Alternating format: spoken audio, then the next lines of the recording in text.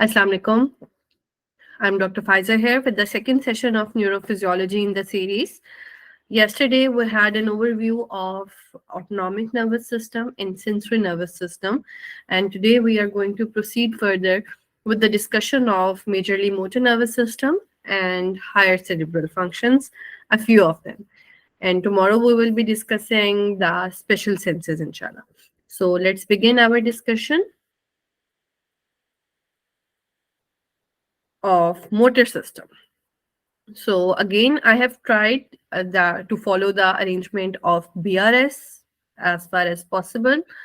While discussing the motor system, this is going to be the arrangement of discussion starting from motor units, the muscle sensors, reflexes, and then role of various nervous system areas like spinal cord, brainstem, cerebellum, basal ganglia, motor cortex, and lastly the equilibrium and posture.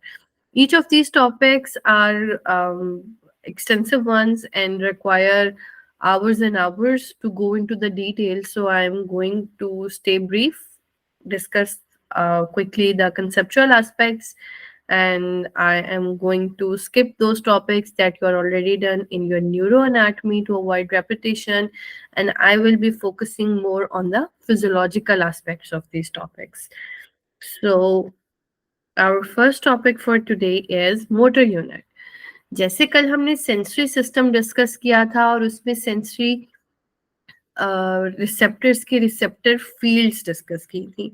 If we quickly recall कि receptor fields क्या थी, तो हमने कहा था कि body surface का जितना एरिया एक आफरेंट नर्व फाइबर सेंसेशन कैरी कर रही है, that is it's receptor field.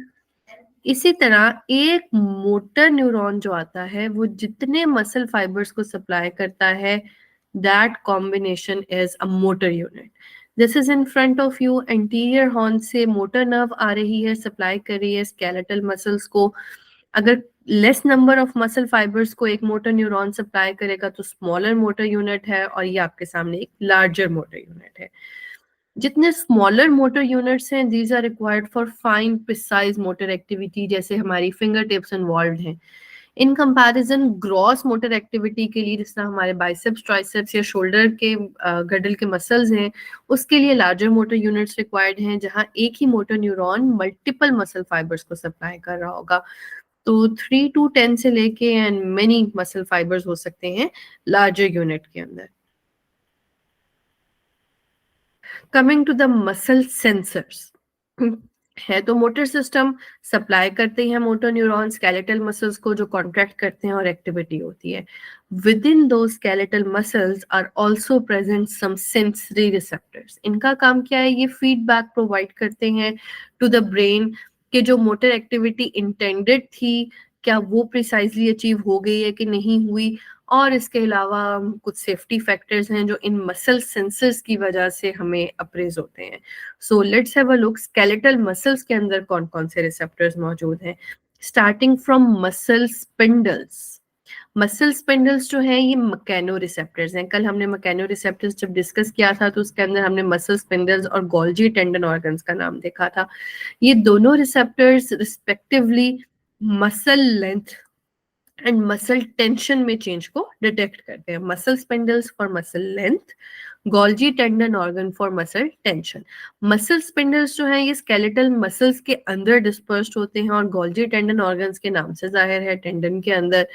ये दोनों मैकेनो रिसेप्टर्स हैं और यहाँ से जो सेंसेशंस पिकअप होती हैं वो जिन अफरेंट नर्व फाइबर्स में कैरी होती हैं वो आपके सामने है. 1A and 2 for muscle spindle, 1B for Golgi tendon organs.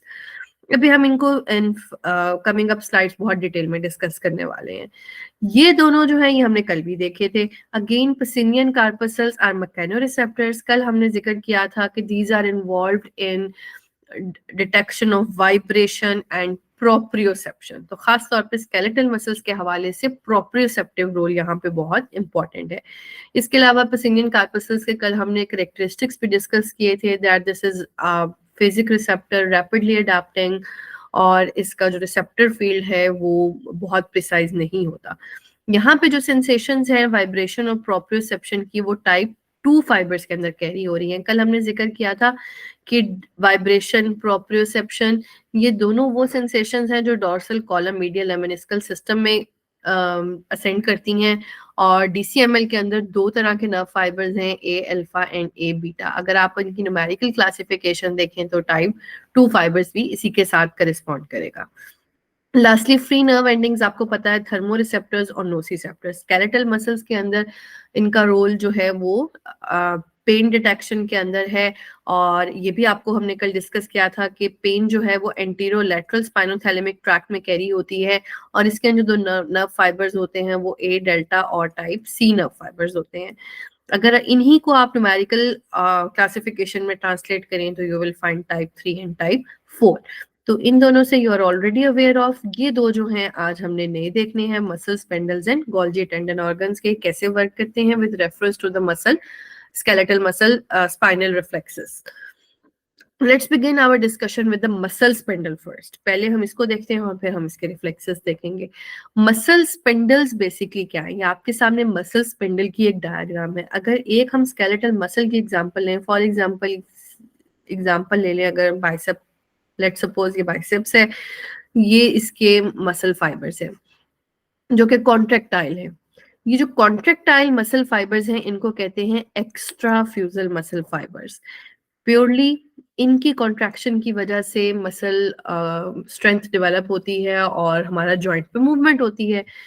इसके अंदर कहीं कहीं पे स्कर्सली डिस्पर्स्ड हमें मिलते हैं muscle spindles. These are present parallel to the extrafusal muscle fibres. ये हैं जो आपको रेड कलर के मैंने बनाए हैं, ये मसल स्पिंडल्स हैं। मसल स्पिंडल का अल्ट्रा स्ट्रक्चर आपके सामने है।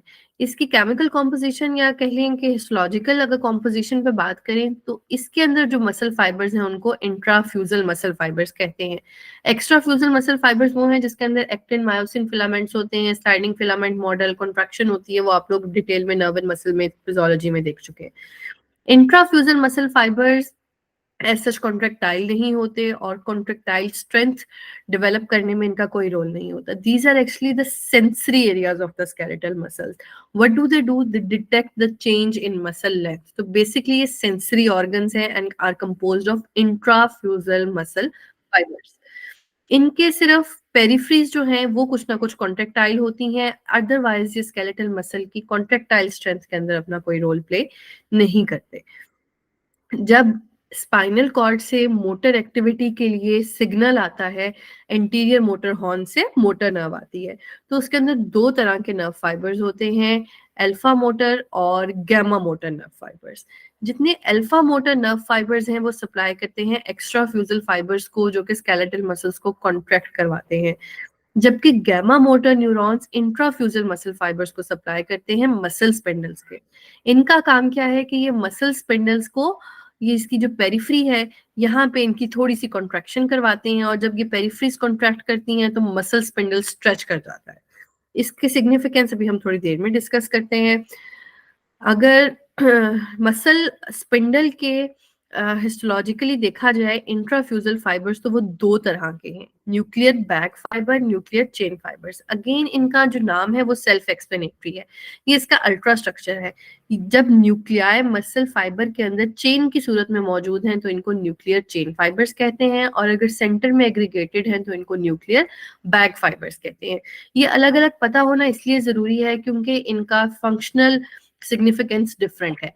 Nuclear bag fibers are more responding towards dynamic stretch reflex और chain fibers static stretch reflex। जिस तरह कल हमने sensory receptors पढ़े थे और डिस्कस किया था कि कुछ टॉनिक रिसेप्टर्स होते हैं और कुछ फेजिक रिसेप्टर्स होते हैं। Phasic receptors slow rapidly adapt कर जाते हैं और टॉनिक रिसेप्टर्स स्लो अडेप्ट करते हैं। तो यहाँ इन मसल स्पिंडल्स के फाइबर्स का भी यही डिफरेंस है कि जो न्यूक्लियर बैक फाइबर्स हैं ये सिर्फ चेंज इन मसल लेंथ को डिटेक्ट करते हैं, जबकि nuclear chain fibres slowly respond करते रहते हैं सस्टेन्ड चेंज को भी। इसके अलावा अगर इनकी हम सेंसरी इनोवेशन और मोटर इनोवेशन की बात करें तो वो भी डिफरेंट है। Let's have a look at this. सबसे पहले हम सेंसरी इनोवेशन देखते हैं, टाइप 1A। जो है this is the sensory innervation afferent, यहाँ से मैसेज कैरी हो रहा है towards the spinal cord. 1A type of nerve fibres, ये 1A type of nerve fibres जो है ये न्यूक्लियर बैक फाइबर्स को मेजरली सप्लाई करते हैं और कुछ ना कुछ न्यूक्लियर चेन फाइबर्स को भी। इनको प्राइमरी afferents कहा जाता है, जबकि टाइप 2 फाइबर्स जो कि सेकेंडरी afferents हैं वो सिर्फ न्यूक्लियर चेन फाइबर्स को सप्लाई करते हैं। तो यहाँ से जो मैसेज कैरी हो रहा है towards spinal cord nuclear bag fibre से प्राइमरी afferents 1A के थ्रू, न्यूक्लियर चेन फाइबर से टाइप 2 फाइबर्स के थ्रू। इसी तरह मोटर सप्लाई देखें तो वो भी कुछ डिफरेंट है तो गैमा नर्व फाइबर्स के थ्रू ही, जैसे हमने पिछली स्लाइड पे बात की थी, लेकिन वो गैमा फाइबर्स इफरेंट जो हैं वो भी थोड़े से डिफरेंट है। जो न्यूक्लियर बैक फाइबर्स हैं उनको जो गैमा फाइबर्स आ रहे हैं वो डायनेमिक टाइप के हैं, और वहां पे ये देखिए प्लेट एंडिंग बना रहे हैं। प्लेट एंडिंग वर्सेस जो न्यूक्लियर चेन फाइबर्स को आ रहे हैं वो स्टैटिक टाइप के हैं, और उनकी आप एंडिंग देखें प्लेट एंडिंग्स की निस्बत तो वो ट्रेल एंडिंग है। प्लेट एंडिंग वो है जो ये एक ही जगह पे क्लस्टर्ड सी है, और ट्रेल एंडिंग जो है वो स्कैटर्ड है। तो क्विकली अगर हम इसको रिवाइज करें तो मसल स्पिंडल के अंदर इंट्राफ्यूजल फाइबर्स होते हैं, और वो दो तरह के होते हैं, nuclear bag fibres and nuclear chain fibres. Bag fibres are dynamic and chain fibres are static. Afferent nerves अगर देखी जाए तो 1A and type 2, 1A primary हैं जो कि न्यूक्लियर बैक फाइबर्स को मेजरली, और टाइप 2 न्यूक्लियर चेन फाइबर्स को सेकेंडरी नर्व एंडिंग्स। इफरेंट देखा जाए तो प्लेट एंडिंग्स या dynamic endings to the nuclear bag fibres and trail ending या static endings to the nuclear chain fibres. Gamma motor neurons हैं दोनों। Alpha motor neurons supply करते हैं एक्स्ट्रा फ्यूजल फाइबर्स को, इंट्राफ्यूजल फाइबर्स या muscle spindles को alpha motor neuron की supply नहीं होती। मसल स्पिंडल का रोल देखा जाए that is detection of change in muscle length. अब यहाँ पे सवाल पैदा होता है कि गैमा मोटर न्यूरॉन का सप्लाई यहाँ पे होने की क्या रीजन है। तो जब गैमा मोटर न्यूरॉन डिस्चार्ज होता है और पेरिफ्रीज ऑफ मसल स्पिंडल कॉन्ट्रैक्ट करती हैं, तो उससे एक जो हमें बेनिफिट होता है दैट इज इंक्रीज्ड सेंसिटिविटी। अगर गैमा मोटर न्यूरॉन डिस्चार्ज ना हो तब भी मसल स्पिंडल्स रिस्पॉन्ड करते रहेंगे चेंज इन मसल लेंथ को। अगर गैमा मोटर न्यूरॉन डिस्चार्ज होगा their sensitivity to the change in muscle length will increase and they will respond more potently. तो बेसिकली इनका कंपल्सिव रोल नहीं है, कंपल्सरी रोल नहीं है, कॉम्प्लीमेंट्री रोल है, और इनके मौजूदगी में sensitivity of muscle spindles to the change in muscle length that increases. अब ये जो दो स्लाइड्स हैं इनके अंदर से मल्टीपल एमसीक्यूज बनते हैं। Type of fibres, type of afferent, efferent endings, supply किस तरह की होती है और उसकी सिग्निफिकेंस क्या है, मसल स्पिंडल्स का रोल क्या है, इनकी हिस्टोलॉजिकल फाइबर टाइप, सब चीजों के ऊपर एमसीक्यूज बनते हैं। अब हम डिस्कस करते हैं स्पाइनल रिफ्लेक्सेस को related to the skeletal muscles. Skeletal muscle आपके सामने यहाँ पे एक स्केलेटल मसल बना हुआ है, ये स्पाइनल कॉर्ड का क्रॉस सेक्शन है।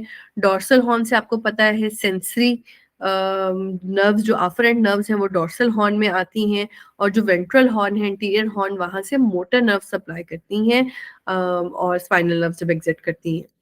अब हम यहाँ पे दो रिफ्लेक्सेस डिस्कस करने वाले हैं one by one, stretch reflex and Golgi tendon reflex. जब भी किसी रिफ्लेक्स की बात आती है तो it starts with a stimulus. ये जो स्टिमुलस है ये डिटेक्ट किया जाता है बाय सम रिसेप्टर, फिर वहां से कोई अफरेंट नर्व फाइबर अराइज करती है जो अपने सेंटर ऑफ इंटीग्रेशन पे जाती है, वहां से फिर इफरेंट नर्व फाइबर आती है जो आके इफेक्टर को सप्लाई करती है, and ultimately we have an effect. हम जितने भी रिफ्लेक्सेस देखेंगे उनमें अपनी ये सारी हेडिंग्स को सिक्वेंशियली हम डिस्कस करते हैं। तो starting from the stretch reflex. Stretch reflex नाम से ही जाहिर है, stimulus is stretch, that is change in muscle length. अगर स्केलेटल मसल को आपने पैसिवली लेंथन किया है, increased muscle length for example, तो क्या होगा, it will be detected by muscle spindle, ये इसका रिसेप्टर है।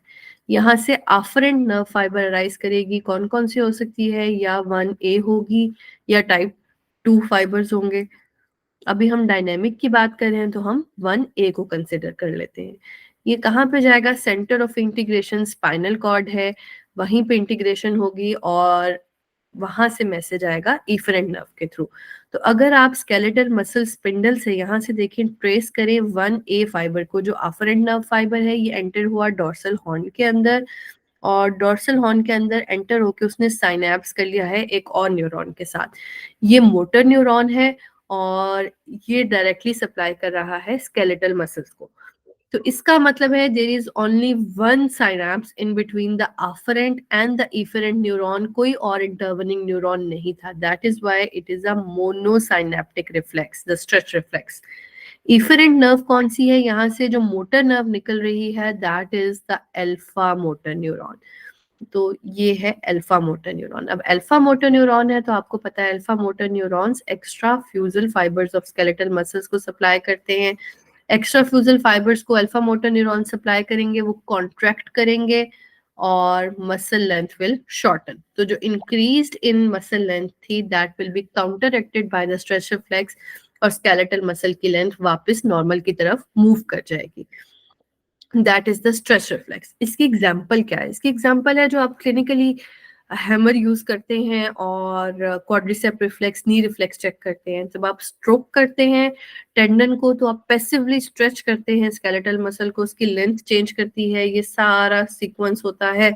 और क्वाड्रिसेप्स मसल्स कॉन्ट्रैक्ट करते हैं तो आपको वो जर्क नजर आता है in form of extension of the leg, और मसल लेंथ जो है that decreases back to normal. It's a monosynaptic reflex. इसी को अगर हम कंपेयर करें गोल्जी टेंडन रिफ्लेक्स से, तो गोल्जी टेंडन रिफ्लेक्स जो है that detects the change in muscle tension. जैसे ही टेंशन इन मसल इंक्रीज करती है तो गोल्जी टेंडन रिसेप्टर्स एक्टिवेट हो जाते हैं। Golgi tendon receptors increase muscle tension को डिटेक्ट कर रहे हैं, वहां से मैसेज कैरी होता है by afferent nerve fibres. This time the afferent nerve fibres are 1B fibres. ये 1B फाइबर्स मैसेज लेके जाएंगे स्पाइनल कॉर्ड में। अब स्पाइनल कॉर्ड में कहाँ जाएंगे? अगर आप इसी को ट्रेस करें 1B फाइबर को, ये डोर्सल हॉर्न के थ्रू एंटर हुआ। अब इसने डायरेक्टली मोटर न्यूरॉन के साथ साइनैप्स नहीं किया। This time there is an intervening neuron, बीच में एक और आ गया, दो साइनैप्स हुए, एक इस न्यूरॉन के साथ, फिर इस न्यूरॉन ने साइनैप्स किया है मोटर न्यूरॉन के साथ। तो it is a bisynaptic reflex. फिर क्या हुआ? ये जो इंटरवनिंग न्यूरॉन था, it was inhibitory neuron, a Renshaw cell. Renshaw cells are majorly inhibitory cells. ये क्या करेगा? जब ये साइनैप्स करेगा मोटर न्यूरॉन के साथ, तो it will inhibit the motor neuron. Alpha motor neuron को इसने इनहिबिट कर दिया।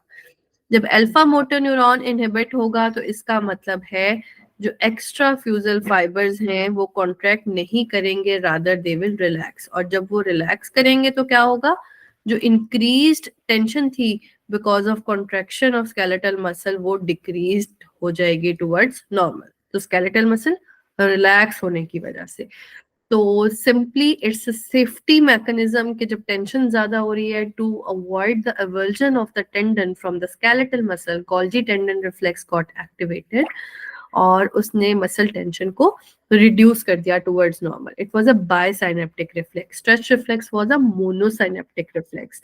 दोनों ही स्पाइनल कॉर्ड के अंदर इंटीग्रेटेड है। इसके बाद there are two more reflexes जो हम इस स्लाइड में डिस्कस करने लगे हैं। फ्लेक्सर रिफ्लेक्स, जिसको विड्रॉल रिफ्लेक्स भी कहा जाता है, और crossed extensor reflex. Flexor reflex की एग्जांपल कैसे है? फॉर एग्जांपल, अगर आप एक्सीडेंटली किसी शार्प ऑब्जेक्ट को या किसी हॉट ऑब्जेक्ट को टच करें तो आप रिफ्लेक्सिवली अपना हाथ पीछे कर लेते हैं। That is the withdrawal reflex, या इसको फ्लेक्सर रिफ्लेक्स भी कहा जाता है। इसके अंदर स्टिमुलस क्या है? That is a noxious stimulus, something painful. अगर पेन है तो इसका मतलब है रिसेप्टर्स भी पेन के होंगे, तो these are free nerve endings. यहाँ से मैसेज कैसे कैरी होगा? फास्ट पेन है, ए डेल्टा नर्व फाइबर्स के थ्रू पहुंचेगा स्पाइनल कॉर्ड के अंदर। This time this is not a mono और bisynaptic reflex, it's a multiple polysynaptic reflex है। आप देखें, सिर्फ अगर ये green fibre, free nerve endings, painful stimulus, यहाँ से कैरी हुआ, डोर्सल हॉर्न से एंटर हुआ, और then there are multiple neurons involved in this synapse, और फिर एंटीरियर हॉर्न के थ्रू जो है वो मैसेज एग्जिट किया है थ्रू द मोटर न्यूरॉन्स। अभी हम सिर्फ this half of spinal cord को देख रहे हैं जो कि लेफ्ट हाफ है फॉर विड्रॉल या फ्लेक्सर रिफ्लेक्स। दिस टाइम हमारी जो इफरेंट न्यूरॉन्स हैं जो वापस मैसेज लेकर आ रही हैं, ये अगेन अल्फा मोटर न्यूरॉन्स हैं। दो तरह के अल्फा मोटर न्यूरॉन्स हैं, एक एगनिस्ट के और एक एंटागनिस्ट के। रूल क्या है कि one of them is going to be excited and other one is going to be inhibited. Flexor withdrawal reflex है, एगनिस्ट बाइसेप्स फ्लेक्स करेंगे और ट्राइसेप्स रिलैक्स करेंगे and the limb will be moved away from the painful stimulus. अगर painful stimulus बहुत strong हो, what can happen, sometimes अगर आप बहुत हॉट ऑब्जेक्ट को टच करें तो ना सिर्फ आप अपना हाथ पीछे करते हैं बल्कि आप उछल के खुद भी पीछे हो जाते हैं। That is the crossed extensor reflex. इसके अंदर opposite side of spinal cord भी इन्वॉल्व हो जाएगी। आप देख सकते हैं ये रिफ्लेक्सेस जो यहाँ पे मल्टीपल साइनेप्सेस हो रहे थे वो other side of spinal cord में भी पहुंच गए हैं और अब यहाँ पे ऑपोजिट साइड ऑफ लिम्ब को भी मैसेज जा रहा है। अगेन अल्फा न्यूरॉन्स है, एक एंटागनिस्ट को मैसेज जा रहा है बट रेसिप्रोकल फैशन के अंदर। यहाँ पे एंटागनिस्ट मसल एक्साइट हो रहा है और एगोनिस्ट मसल जो है वो इनहिबिट हो रहा है।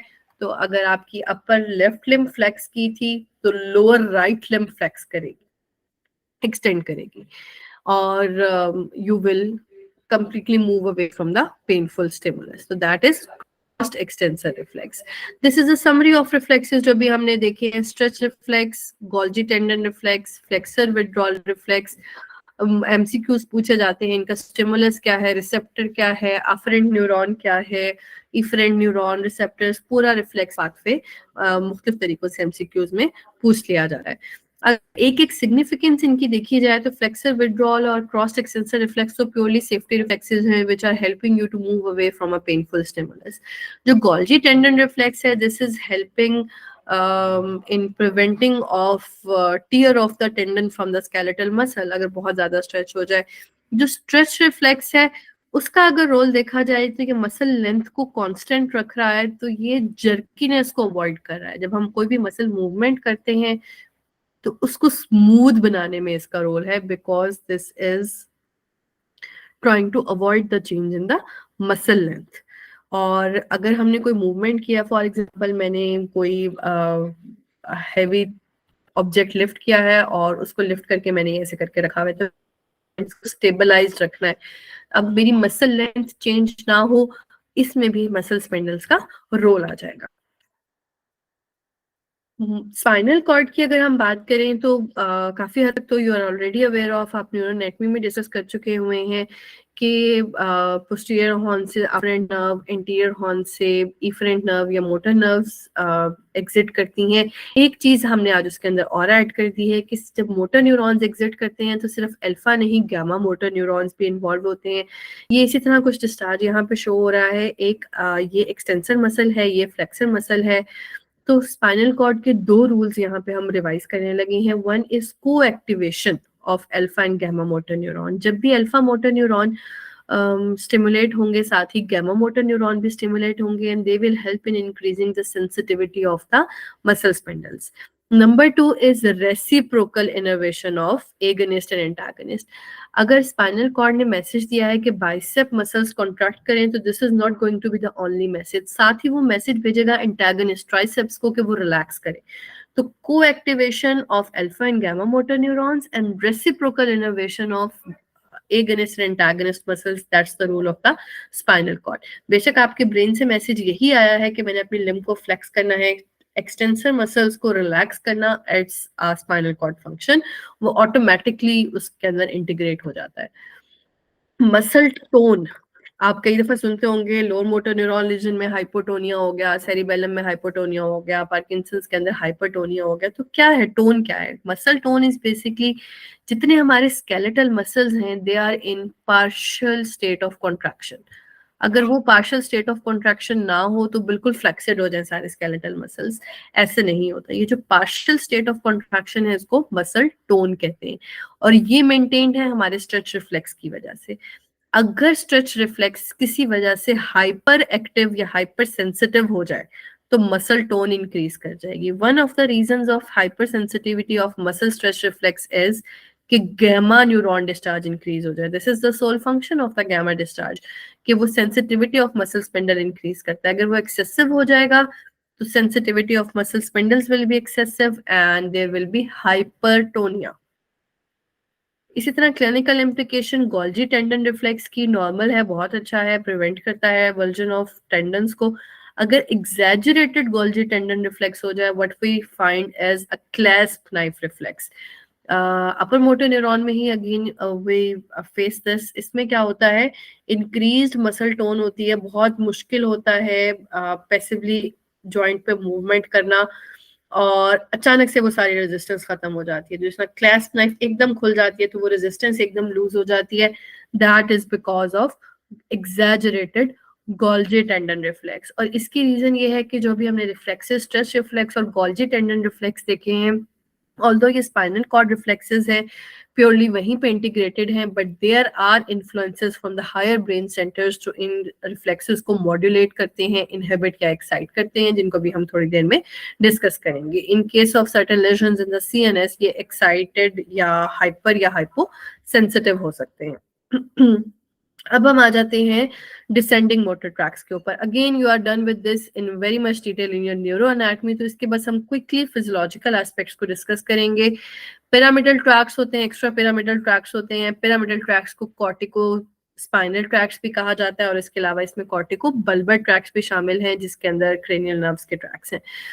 इसके अंदर एक मोटी सी बात जो आप लोग क्रेनियल नर्व्स में बहुत डिटेल में देख चुके हैं, कि जितने कॉर्टिको बल्बर फाइबर्स हैं वो बायलैटरली इनर्वेट करते हैं, जबकि cortico spinal fibres contralateral innervation करते हैं. एक्सेप्ट क्रेनियल नर्व 7 एंड 9 जो है कॉन्ट्रालैटरल सप्लाई कर रहे होते हैं. वो facial palsy is one example of this contralateral supply. इसके अलावा जितने एक्स्ट्रा पिरामिडल ट्रैक्स हैं, हम थोड़ी देर में देखते हैं.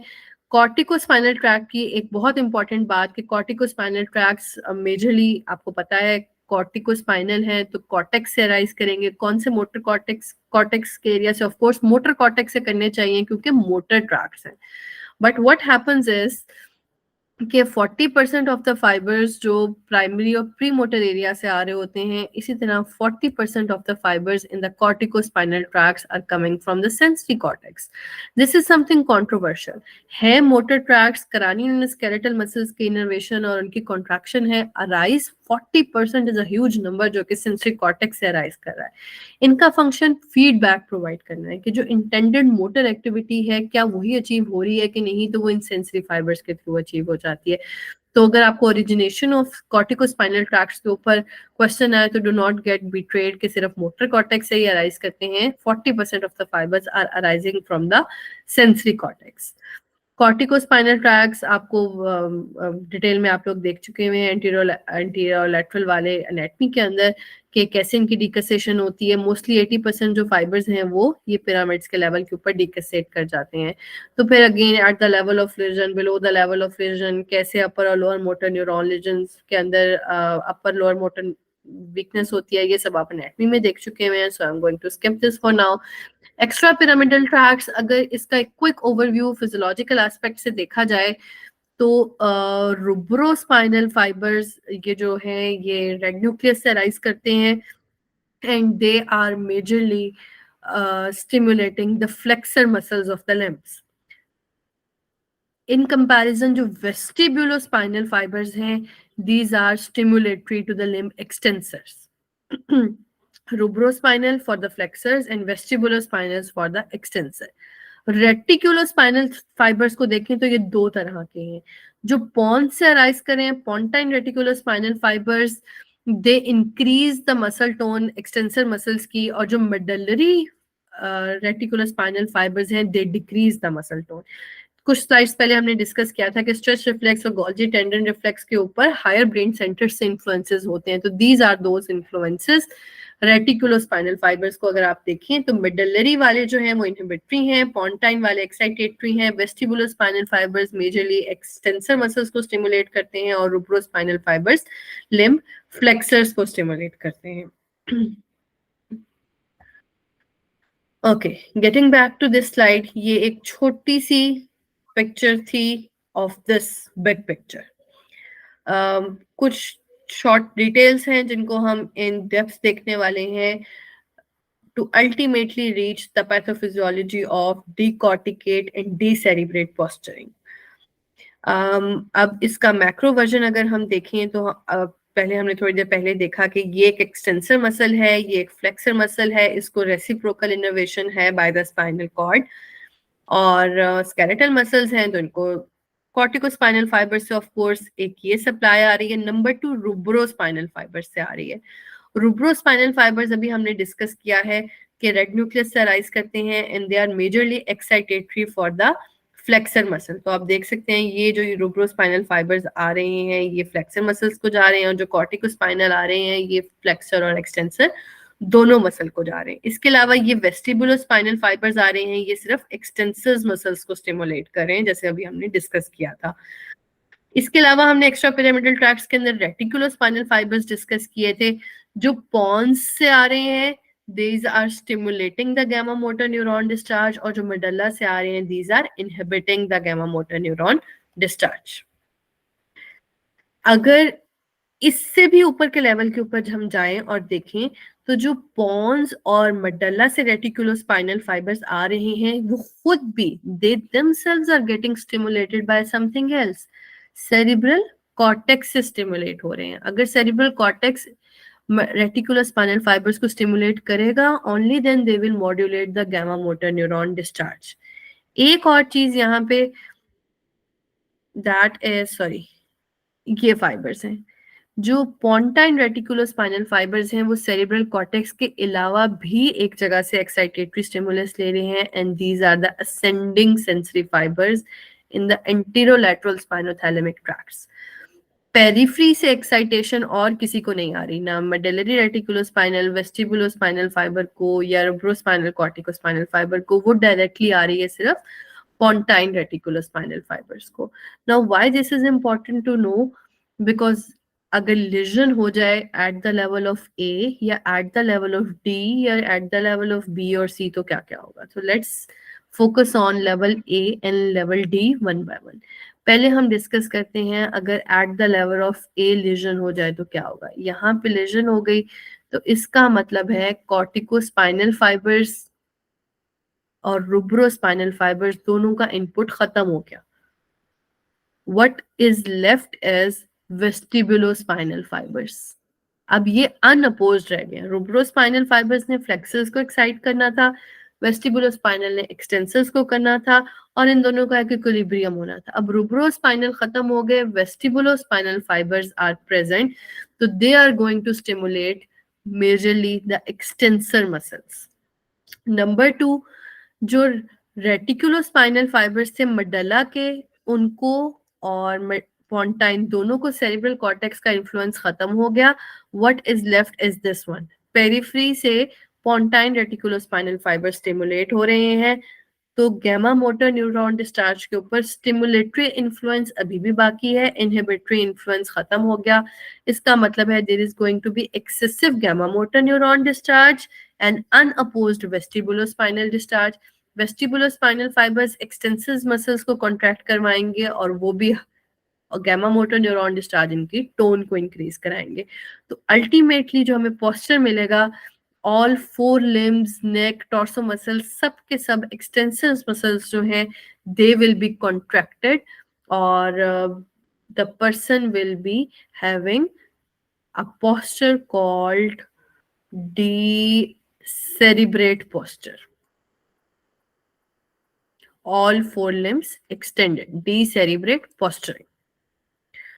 In comparison, अगर लेजन हो जाए at the level of D, यहाँ पे अगर लेजन हो गया, अगेन कॉर्टिकोस्पाइनल फाइबर्स का इन्फ्लुएंस खत्म हो गया, बट रूब्रोस्पाइनल फाइबर्स का influence this time it is intact.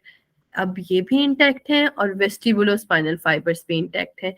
वेस्टिबुलोस्पाइनल fibres can stimulate the extensor muscles, rubrospinal जो है वो फ्लेक्सर मसल्स को स्टिमुलेट करेंगे। Inhibitory reticulo spinal fibres of medulla इनका इन्फ्लुएंस खत्म हो जाएगा, पेरिफेरी से स्टिमुलस आने की वजह से ये excitatory influence on gamma motor neuron discharge increase रहेगा। तो व्हाट विल हैपन कि फ्लेक्सर और एक्सटेंसर्स दोनों मसल्स के अंदर टोन इंक्रीज कर जाएगी।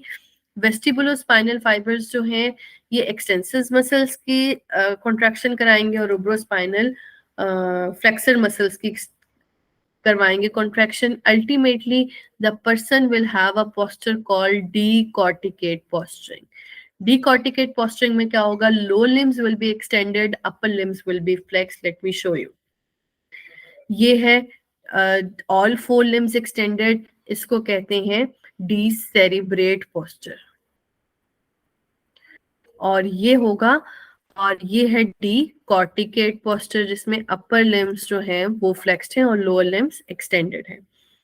कब कब होगा, अगर रूब्रोस्पाइनल फाइबर्स इंटैक्ट रह जाते हैं तो ये पोस्चर होगा, अगर रूब्रोस्पाइनल फाइबर्स इंटैक्ट नहीं रहते तो डीसेरिब्रेट पोस्चर होगा। साइट ऑफ लेजन्स को अगर हम डिस्कस करें तो डीसेरिब्रेट पोस्चरिंग जो है ये लोअर या middle level of mid brain पे लेजन की वजह से होता है। अपर मिड ब्रेन और उसके ऊपर जाएंगे तो फिर डीकॉर्टिकेट पोस्चरिंग हो जाएगी। डिफरेंट एग्जांपल्स हैं, पोस्चर वही है जो भी हमने डिस्कस किया। You can give it a read later on. Spinal cord की लेजन्स की अगर बात करें, complete transection of spinal cord की सूरत में अगर किसी ऐसे लेवल पे लेजन हुआ है that is sustainable with the life और लाइक सर्वाइकल डायफ्राम को सप्लाई जारी है, थोरेसिक लेवल, लंबर लेवल के ऊपर सैक्रल, कहीं किसी ऐसे लेवल पे लेजन हो गया है कि रेस्पिरेटरी मसल्स को सप्लाई ठीक है, तो फिर क्या होगा कि स्पाइनल शॉक हो जाता है। स्पाइनल शॉक में क्या होता है कि फॉर द टाइम बीइंग जो ऑटोनॉमिक न्यूरॉन सिंपैथेटिक डिस्चार्ज है वो डिक्रीज कर जाता है और उसकी वजह से हाइपोटेंशन शॉक और उसको स्पाइनल शॉक कहते हैं। And that recovers with time, सारे रिफ्लेक्सेस भी उसमें खत्म हो जाते हैं और आहिस्ता आहिस्ता वापस आते हैं। और आहिस्ता आहिस्ता वापस आते हुए क्या होता है कि सबसे प्रिमिटिव रिफ्लेक्स पहले वापस आता है। फॉर एग्जांपल स्ट्रेच रिफ्लेक्स पहले वापस आएगा, उसके बाद गोल्जी टेंडन रिफ्लेक्स, फिर जितने complicated crossed extensor withdrawal reflex उसके बाद, और उसके बाद stepping reflex and getting reflex उसके बाद वापस आते हैं। और वापस आते आते there might reach a stage of hyper sensitivity, उसमें फिर मैस रिफ्लेक्स हो जाता है। मैस रिफ्लेक्स में क्या होता है, एक बहुत छोटा सा stimulus, for example simply stroking the inner surface of thigh will lead to excessive spinal cord discharge। उसकी वजह से स्पाइनल कॉर्ड डिस्चार्ज एकदम बहुत ज्यादा होगा तो skeletal muscles will go into flexor spasm, एकदम कोलन और ब्लैडर इवैक्यूएशन हो जाएगी, आर्टीरियल प्रेशर राइज कर जाएगा because of excessive sympathetic discharge and that can be lethal also. And again autonomic neuron discharge की वजह से प्रोफ्यूज स्वेटिंग स्टार्ट हो जाएगी। तो this is later on, initially जब स्पाइनल कॉर्ड कंप्लीट ट्रांजैक्शन होती है तो स्पाइनल शॉक, और लेटर ऑन रिकवरी के बाद जो बहुत एक्सेसिव हाइपर सेंसिटिविटी है दैट इज मैस रिफ्लेक्स। ये हमने जो बात की है कंप्लीट ट्रांजैक्शन की spinal shock, in fact it should have been इससे पहले आना चाहिए था। तो ब्लड प्रेशर कम हो जाता है, स्केलेटल मसल रिफ्लेक्सेस खत्म हो जाते हैं और आहिस्ता आहिस्ता रिटर्न करते हैं from primitive to the complex one. For the time being bladder और कॉलन रिफ्लेक्सेस भी लॉस हो जाते हैं जो फिर बाद में रिटर्न करते हैं। तो that was all for the spinal cord. अब हम मूव ऑन करते हैं towards the discussion of cerebellum. Again cerebellum की कुछ एनाटॉमिकल और एम्ब्रियोलॉजिकल क्लासिफिकेशन ऑफ लोब्स आपने न्यूरोएनाटमी में देखी है। Today we are going to focus on the physiological classification. Physiologically 3 तरह के लोब्स हैं हमारे पास, स्पाइनोसेरिबेलम, सेरिब्रोसेरिबेलम एंड वेस्टिबुलोसेरिबेलम। सबसे प्रिमिटिव वाला ये वेस्टिबुलोसेरिबेलम है। इसमें क्या है, ये आपके सामने है कि ये वर्मस वाला एरिया सेंटर और ये फ्लोक्यूलो-नोडुलर लोब जो है ये इसके अंदर इन्वॉल्व है। वेस्टिबुलोसेरिबेलम, वेस्टिबुलर अपरेटस से याद रख सकते हैं, वो भी इक्विलिब्रियम में इन्वॉल्व है, तो ये भी इक्विलिब्रियम में मेजरली इन्वॉल्व है, बैलेंस के अंदर प्लस आई मूवमेंट्स के अंदर। आपको पता है विजन का भी बहुत रोल है पोस्चर मेंटेनेंस के अंदर, इक्विलिब्रियम के अंदर, तो इन दोनों चीजों के अंदर इसका रोल है। नंबर 2 स्पाइनोसेरिबेलम आ जाता है। इसमें ये सारा वर्मस का पोर्शन और इसके adjacent portion of the cerebral hemispheres included है। This is what is involved in motor execution. जितनी हम मोटर एक्टिविटी करते हैं उसके एग्जीक्यूशन को प्रिसाइज और टाइमली करने के लिए स्पाइनोसेरिबेलम का रोल आ जाता है। जो ये जो सेंटर वर्मल पोर्शन है ये ज्यादातर पोस्चरल मसल्स को, एक्सटेंसर मसल्स को, और जो लेटरल सेरिब्रल हेमिस्फीयर वाला पोर्शन है वो हमारे पेरिफेरल मस्कुलेचर को सप्लाई करता है। बाकी जितना सेरिब्रल हेमिस्फीयर का पोर्शन आपको नजर आ रहा है laterally, that is cerebrocerebellum and it has a role in motor planning. कोई भी मोटर एक्टिविटी होने से पहले उसकी एग्जीक्यूशन की जो प्लानिंग होती है उसके अंदर सेरिब्रो सेरिबेलम का रोल आ जाता है। और अगर एनलिस्ट करना चाहें वेस्टिबुलर सेरिबेलम, जैसे भी कहा इक्विलिब्रियम, पोस्चर मूवमेंट्स और इसके अलावा आई मूवमेंट्स के अंदर spinocerebellum in execution of motor activity. किस किस किस्म के execution of motor activity? Distal limb movements, it prevents overshoot. For example, if I am intending to touch my finger to my nose step, तो मेरी finger इधर आएगी और इधर आके stop कर जाएगी. It will not go past beyond this point. तो ना सिर्फ मूवमेंट को इनिशिएट करना, उसको टाइमली स्टॉप करना ताकि ओवरशूट ना हो, ये फंक्शन है स्पाइनोसेरिबेलम का। And to damp the movements, वही ऑन एंड ऑफ वाला फिनोमिना, टाइमली एग्जीक्यूशन और टाइम पे स्टॉप हो जाएगा। फॉर एग्जाम्पल सेरिबेलल लेजन हो, आपने सुना होगा कि नी जर्क जो है वो पेंडुलर हो जाता है। एक मूवमेंट इनिशिएट हुई और बस फिर वो चलती जा रही है, नी जर्क के बाद पेंडुलम की तरह झूल रही है leg. that is because of this function is उसमें खराब हो गया, डैम्पिंग नहीं हो रही। And cerebellar control of ballistic movements. Ballistic movements क्या है? Rapid alternating movements. For example आप सेरिबेलम एग्जामिनेशन के अंदर हम कहते हैं इस तरह करके रैपिडली सुपिनेट प्रोनेट करें अपने हैंड को, और अगर ये इम्पेयर्ड हो तो हम कहते हैं डिस्ट या डोकोकारेसिया हो गया। तो this is a rapid alternating movement, इसको बैलिस्टिक मूवमेंट कहते हैं। डेली लाइफ में इसकी एग्जांपल्स मिलती हैं। फॉर एग्जांपल जो हम टाइपिंग करते हैं, that is a ballistic movement. Cerebrocerebellum का रोल मेजरली प्लानिंग के अंदर है। अब प्लानिंग किस किस्म की करेगा? Plan, sequence and time complex या sequential movements, extra motor productive function. इससे क्या मुराद है कि सेरिबेलम इंतजार नहीं करता कि कोई काम हो जाए और फिर वो उसको रिएक्ट करे। For example you are moving forward और आपको पता है सामने दीवार आने लगी है, आप पहले ही स्टॉप कर जाएंगे या रास्ता बदल लेंगे, राइट लेफ्ट हो जाएंगे। ऐसे नहीं है कि first you will hit the wall and then you will turn around. ये कैसे पॉसिबल होता है कि आपका सेरिबेलम प्रेडिक्ट कर लेता है कि अगर आप इस स्पीड पे इस डायरेक्शन में जा रहे हैं इतनी देर बाद दीवार आपके आगे आ जाएगी। So you plan beforehand. That is the predictive function, and that is possible because of the cerebrocerebellum. Organisation अगर देखें तो ये भी हमने जिन लेयर्स की बात की है ये सेरिबेलम कॉर्टेक्स की लेयर्स थी, और इसका जो मेडल्ला है इसके अंदर न्यूक्लियाई होते हैं from medial to lateral, vestigial, ग्लोबोज, एम्बोलिफॉर्म और डेंटेट न्यूक्लियाई। ग्लोबोज और एम्बोलिफॉर्म को कलेक्टिवली इंटरपोज न्यूक्लियाई भी कहा जाता है।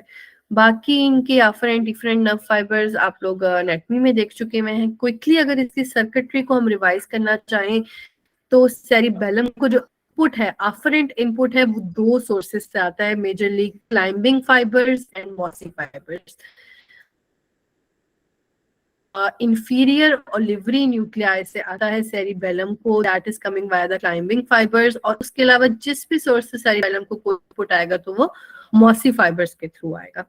हिस्टोलॉजिकली कॉर्टेक्स ऑफ सेरिबेलम की अगर लेयर्स देखें तो 3 लेयर्स है, molecular, outermost Purkinje layer and then granular layer is the innermost, और इसके बाद दिस इज medulla जिसके अंदर डीप सेरिबेलर न्यूक्लियाई मौजूद है।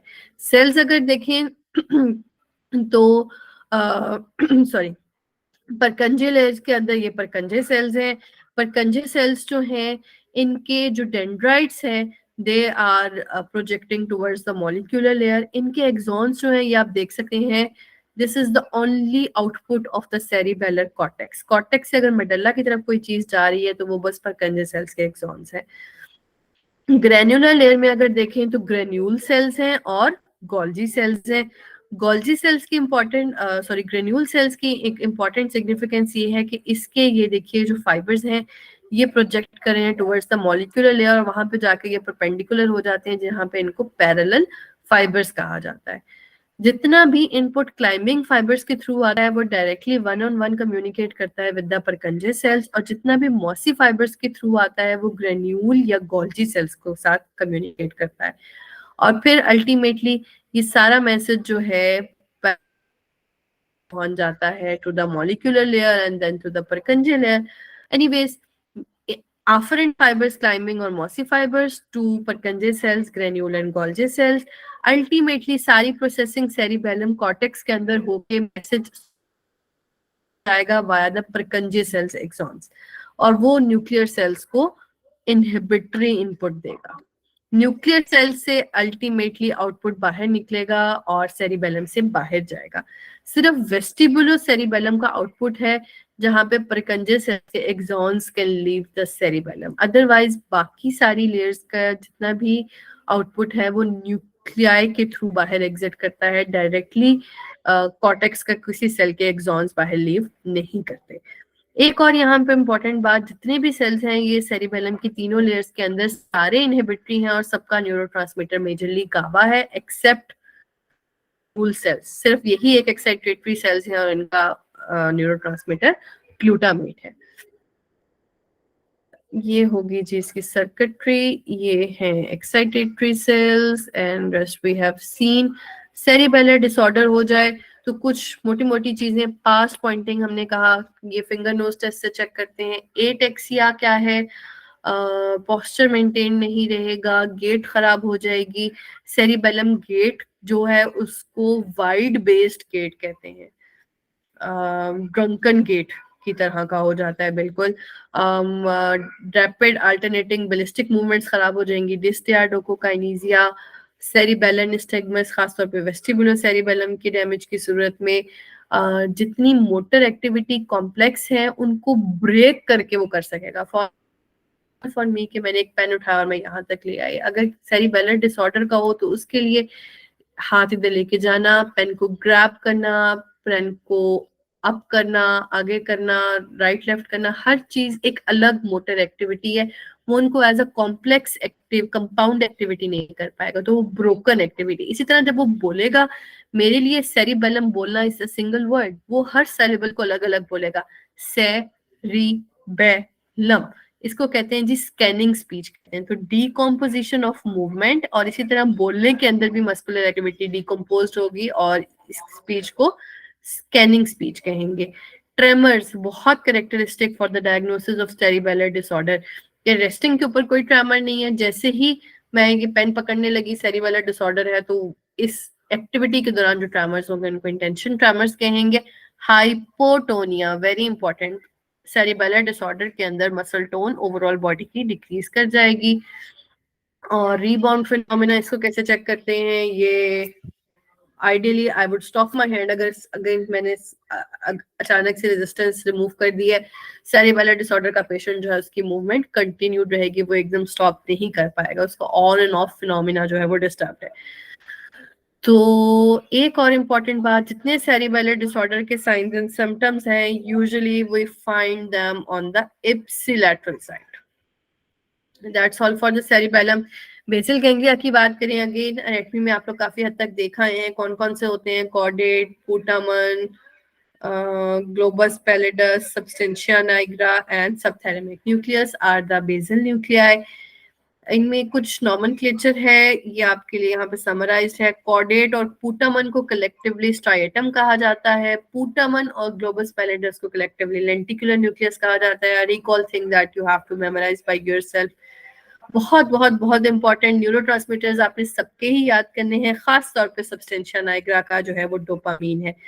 बहुत दफा पूछा जाता है कि ये एक्साइटेटरी है या इनहिबिटरी है, तो दैट डिपेंड्स अपॉन कि वो कौन से रिसेप्टर पे एक्ट कर रहा है। D1 के ऊपर इट इज एक्साइटेटरी, D2 के ऊपर it is inhibitory. Basal ganglia की जो सर्किटरी है वो दो तरह की है, डायरेक्ट और इनडायरेक्ट पाथवे। डायरेक्ट पाथवे में dopamine is excitatory at D1 receptors, indirect pathway को ये इनहिबिट करता है via D2 receptors. Striatum substantia nigra से जो डोपामीन निकलता है वो जाके स्ट्राइएटम के ऊपर एक्ट करता है। स्ट्राइएटम क्या है, कॉर्डेट प्लस पुटामन, तो डायरेक्ट पाथवे के एक्साइटेटरी आउटपुट को बढ़ाता है और इनडायरेक्ट पाथवे के इनहिबिटरी इनपुट को प्रोमोट करता है, इनडायरेक्ट पाथवे को मजीद इनहिबिट करता है। तो इसका आउटपुट इनहिबिटरी है और डायरेक्ट पाथवे का एक्साइटेटरी है। फंक्शन क्या है बेसल गैंग्लिया का, एक लफ्ज में अगर वन सेंटेंस में बताना हो तो that is smooth execution of motor activity. जो मोटर एक्टिविटी होनी ही है सेरिब्रल कॉर्टेक्स ने करवानी है, during that activity basal ganglia involve होकर उसकी स्मूथ एग्जीक्यूशन को इंश्योर करता है। ना सिर्फ एग्जीक्यूशन को, somewhat also it is involve in the planning.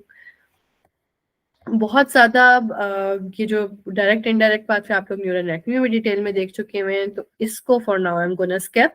And this is again a screenshot from the Kaplan neuroanatomy basal ganglial disorders. Quickly अगर review करती चली जाऊं कि कहाँ कहाँ पे डैमेज हो रहा है, तो पार्किंसंस डिजीज में सब्सटेंशिया नाइग्रा के लेवल के ऊपर होता है, loss of dopaminergic neurons, dopamine नहीं होता या कुछ एसिटाइलकोलिन भी ज्यादा हो जाता है। सिम्टम्स अगर कंपेयर करें सेरिबेलर डिसऑर्डर से, ट्रेमर इसके अंदर भी होते हैं लेकिन वो रेस्टिंग ट्रेमर्स होते हैं जिनको pill rolling characteristic pill rolling tremors कहा जाता है। Bradykinesia, slowness of the movement. Cerebellar disorder के अंदर हाइपोटोनिया हुआ था, पार्किंसंस के अंदर रिजिडिटी हो रही है। किस तरह की? कॉग व्हील रिजिडिटी। अपर मोटर न्यूरॉन लीजन में भी मसल टोन इंक्रीज की थी, लेकिन वहां पे स्पैस्टिसिटी थी। कौन सी स्पैस्टिसिटी थी? क्लैस्प नाइफ स्पैस्टिसिटी, और उसकी रीजन थी exaggerated Golgi tendon reflex. Parkinson's disease के अंदर रिजिडिटी हो रही है। Rigidity is different from spasticity. Spasticity के अंदर या तो एगनिस्ट की टोन इंक्रीज करती है या एंटागनिस्ट की। रिजिडिटी के अंदर दोनों की इंक्रीज कर जाती है। And if rigidity is super imposed by tremor तो वो कॉग व्हील रिजिडिटी बन जाती है। गेट अगर कंपेयर किया जाए, सेरिबेलर डिसऑर्डर के अंदर वाइड बेस्ड ड्रंकन गेट होता है। पार्किंसंस डिसऑर्डर के अंदर एक कैरेक्टरिस्टिक पोस्चर होता है in which the person is stooped forward, बहुत शॉर्ट स्टेप स्ट्राइड्स लेता है, और उसको टर्न करना और अपनी मूवमेंट को इनिशिएट करना बहुत मुश्किल होता है। और इसको शफलिंग गेट कहते हैं। एक बहुत कैरेक्टरिस्टिक इसका feature masked face, bradykinesia, slowness of movement, akinesia, जो जितने आपके स्केलेटल मसल्स हैं, फेशियल मसल्स हैं, उनकी टोन ऐसी हो जाती है कि वो कोई एक्सप्रेशन ही नहीं रहता। इसके अलावा डिप्रेशन, डिमेंशिया, एक्सेसिव फीचर्स हैं। Huntington's disease another important ganglial disorder. अगर इसको डायग्नोज करना हो तो this is a constellation of two types of symptoms, choreoathetosis plus dementia. अगर ये सिनेरियो आ जाए तो think about Huntington's disease. Huntington's disease में डैमेज कहाँ है? स्ट्राइएटम के लेवल के, that is caudate plus putamen. यहाँ से गाबा निकलना था, वो नहीं निकल रहा। Reason is ट्राइन्यूक्लियोटाइड repeats, CAG repeat होते हैं बहुत सारे, जिसकी वजह से ये होता है। Remember the combination of choreoathetosis and dementia. Dementia की रीजन जो है that is however loss of acetylcholine secretion in locus coeruleus. I'm not sure about locus coeruleus. Anyways, loss of acetylcholine और chorioacidosis की reason है loss of GABAergic neurons in the neostriatum. इसके अलावा Wilson's disease, this is because of copper accumulation, और इस specially पुटामन damage होता है। हेमिबिलिस्मस जो है ये सबथैलेमिक न्यूक्लियस की लीजन की वजह से होती है। और ये आपके लिए एक छोटी सी समरी है मैंने प्रिपेयर किया है कि कौन कौन से बेसल गैंग्लिया के अंदर डिसऑर्डर होता है in all these diseases. Parkinson's में सब्सटेंशिया नाइग्रा, हंटिंगटन्स में स्ट्राइएटम, विल्सन्स में पुटामन, ग्लोबस पैलिडस के लीजन के अंदर यूजुअली एथिटोसिस होता है, सबथैलेमस के लीजन में हेमिबिलिस्मस, पुटामन, कोरिया के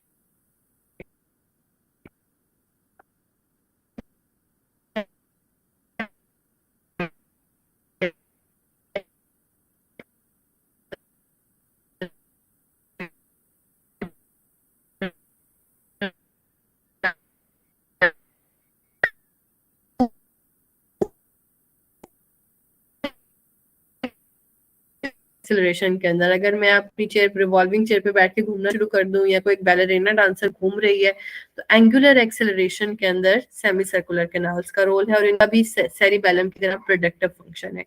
अट्रिकल और सिक्यूल की बात करें तो ये लीनियर एक्सेलरेशन को रिस्पॉन्ड करते हैं और उसमें भी फर्दर स्पेशलाइजेशन है। अट्रिकल जो है वो हॉरिजॉन्टल लीनियर एक्सेलरेशन को, for example you are going forward in a car.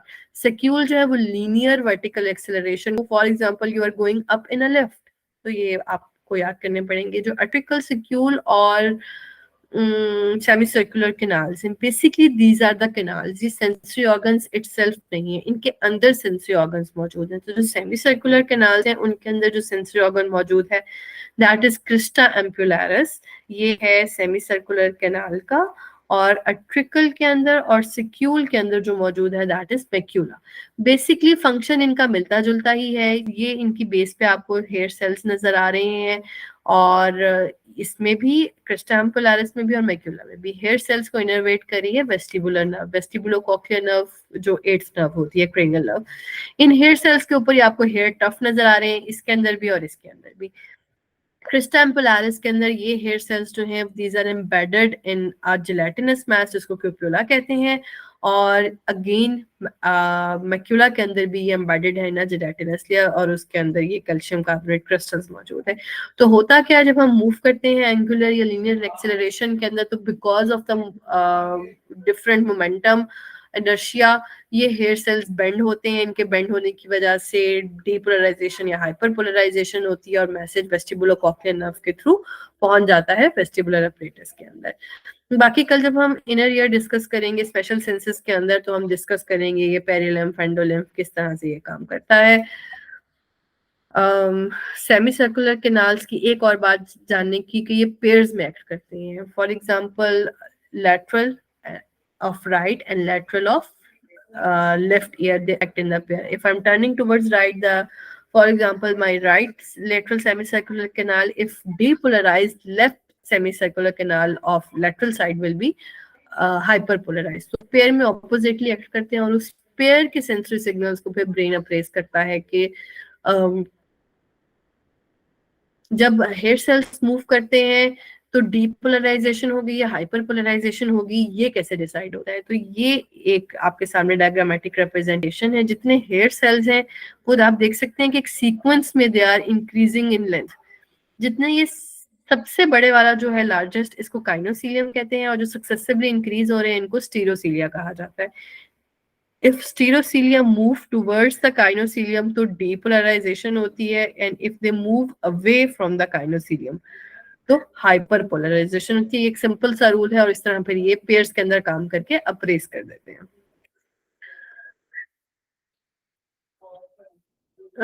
these are few sample MCQs जिनको आप सॉल्व कर सकते हैं and in a while I'll show you the key to, and here I'm taking a break and we will resume rest of the lecture in few minutes.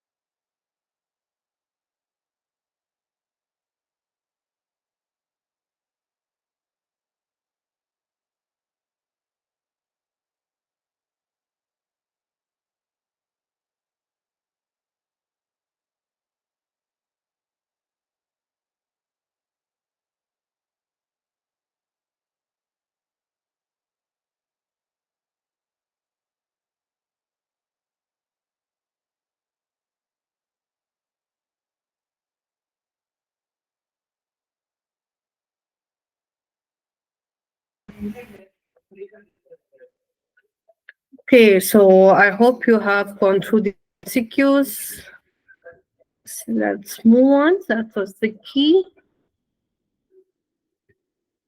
A few more. Let's have a look. Pill rolling tremors occur in, yes, of course. It's a characteristic features of Parkinson's disease. True regarding cerebellum. Okay, receive proprioceptive input from spinal cord. Fine.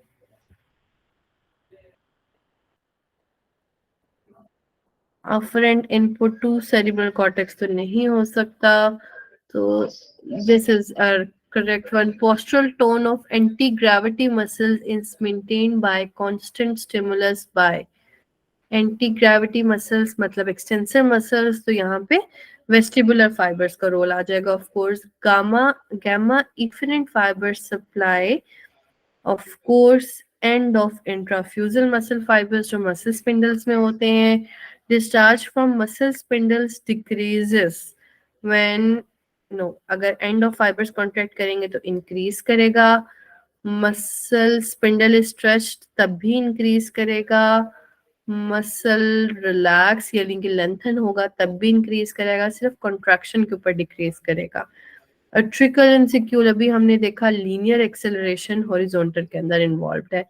Nystagmus occurs during damage to flocculonodular lobe, vestibulocerebellum के lesion से majorly. Withdrawal reflex is mediated by pain stimulus होता है तो receptors free nerve endings है. Function of cerebellum is more for coordination. Human body stands against the action of gravity because of the action of, तो not a very clear MCQ लेकिन चलें. Equilibrium posture maintenance में cerebellum का role है. Caused by substantia Niagara. Posture तो खराब होता है, इंटेंशनल ट्रैमर्स नहीं होते. तो this is what is of course not a feature of Parkinson's disease. So that was all for the motor nervous system, and we are now going to move towards the discussion of higher cerebral functions. Few of them, and just a quick summary of all of these in the limited time we have. So let's begin with the sleep discussion. Sleep से पहले let's have a look at the EEG. जैसे heart की हम electro cardiography करते हैं, ECG करते हैं. Brain के लिए we do electroencephalogram, that is EEG. EEG के ऊपर डिफरेंट तरह की वेव फॉर्म्स नजर आती हैं और इनके ऊपर बेबहाल questions every time in the exam you will find. इनकी फ्रीक्वेंसी पूछ ली जाती है, नॉर्मली कब मिलती हैं, पैथोलॉजिकली कब मिलती हैं, स्लीप में कौन सी, किस स्टेज में कौन सी. so that is a recall based factual thing जो आपने खुद ही याद करनी है. अल्फा वेव्स जो हैं when you are relaxed with eyes closed, और अल्फा से लेकर डेल्टा की तरफ जैसे जैसे हम आते जाएंगे तो आप फ्रीक्वेंसी को अगर देखें एक सीक्वेंस के अंदर वेरी कर रही है. और एक रूल है सिंपली कि फ्रीक्वेंसी ज्यादा है, कम है सॉरी, तो एम्पलीट्यूड ज्यादा हो जाएगा. अगर आप रेस्टफुल वेकफुलनेस में है वर्सेस अलर्ट वेकफुलनेस तो बीटा वेव्स बन जाएंगी. बीटा वेव्स अलर्ट वेकफुलनेस के अलावा स्लीप में भी मिलती हैं, रैपिड आई मूवमेंट स्लीप में.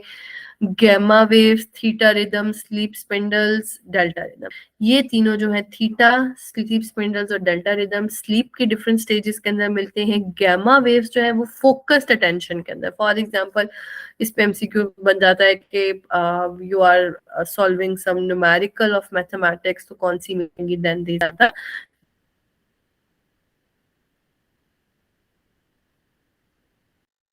Gamma waves. खास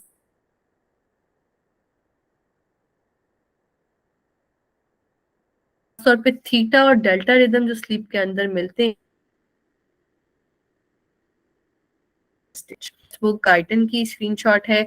थोड़ी सी डिस्क्रिपेंसी गाइटन और गेनोंग के अंदर भी आपको मिलेगी. आई वुड सजेस्ट कि आप किसी एक टेक्स्ट बुक को ले लीजिए और उसके डिफरेंट स्टेजेस के अंदर उसके आप ईईजी वेव्स याद कर लीजिए rather than getting confused again and again.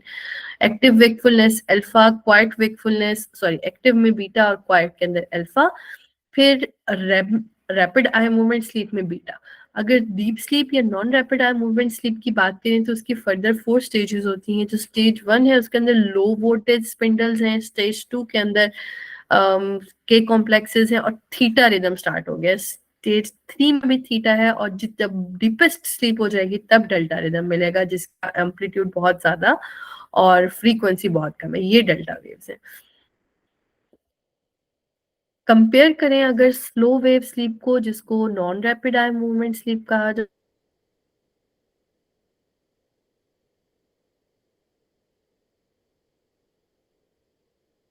है, और पैराडॉक्सिकल स्लीप कहा जा रहा है रैपिड आई मूवमेंट स्लीप को। एक्टिविटी, जब हम डीप स्लीप के अंदर होते हैं तो मसल टोन मौजूद होती है and that keeps on shifting, जबकि रैपिड आई मूवमेंट स्लीप के अंदर there is no movement. Rapid eye movement है, स्केलेटल मसल्स की मूवमेंट नहीं है, and there is loss of muscle tone suddenly. Heart rate, respiratory rate, blood pressure देखे जाए तो डीप स्लीप के अंदर माइनर रिडक्शन होती है और पैराडॉक्सिकल स्लीप में दीज आर इरेगुलर। ड्रीमिंग जो है वो ज्यादा पैराडॉक्सिकल स्लीप के अंदर होती है, it's rare in the slow wave sleep. लेकिन नाइट टेरर्स जो हैं these are wave sleep, nightmares in the REM sleep.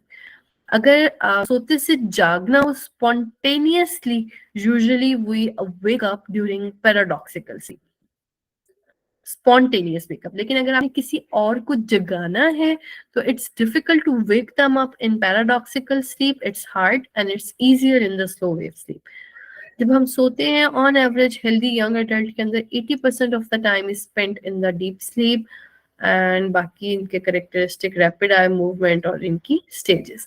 इसके अलावा भी बहुत सारे फीचर्स हैं जिन पे एमसीक्यूज मौजूद हैं। I have tried to jot them down for you.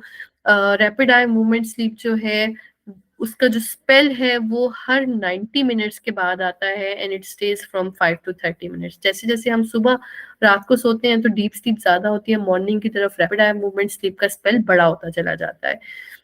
Neuro जो हैं वो भी हम थोड़ी देर में डिस्कस करते हैं। नाइट मेयर्स रेम स्लीप के अंदर और night terrors non rapid eye movement sleep के अंदर, ब्रुक्सिज्म, टीथ ग्राइंडिंग रेम का स्लीप का फीचर है, और बाकी हमने देख ही ली हैं। Decrease muscle tone, irregular muscle tone, decrease irregular heart rate वगैरह। न्यूरोट्रांसमीटर्स के ऊपर बहुत बहुत बहस चलती है कि कौन सा न्यूरोट्रांसमीटर है जो इन्वॉल्व है या रिलेटेड है स्लीप के साथ। तो देयर आर मेनी न्यूरोट्रांसमीटर्स, उनमें से कुछ जो है वो रैपिड आई मूवमेंट स्लीप के साथ एसोसिएटेड हैं और कुछ non rapid eye movement sleep के साथ। Some of them are going to be increased and some of them are going to be decreased.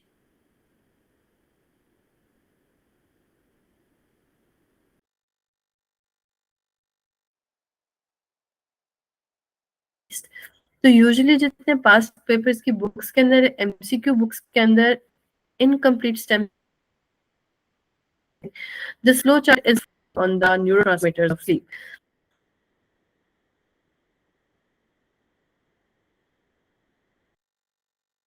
So between waking up and rapid eye movement sleep, reticular activating system.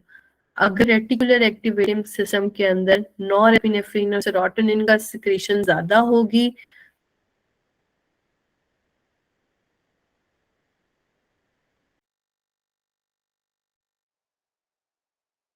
तो wakefulness होगी। अगर ये दोनों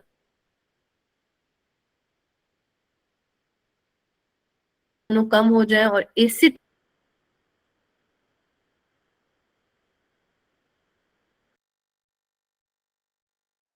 Colin बढ़ जाए तो rapid eye deep sleep. बात कहाँ से आ रही है? Hypothalamus, circadian rhythm. हाइपोथैलेमस का सुप्राकियास्मेटिक न्यूक्लियस। बैलेंस कौन कौन से न्यूरोट्रांसमीटर के अंदर है? गाबा और हिस्टामिन।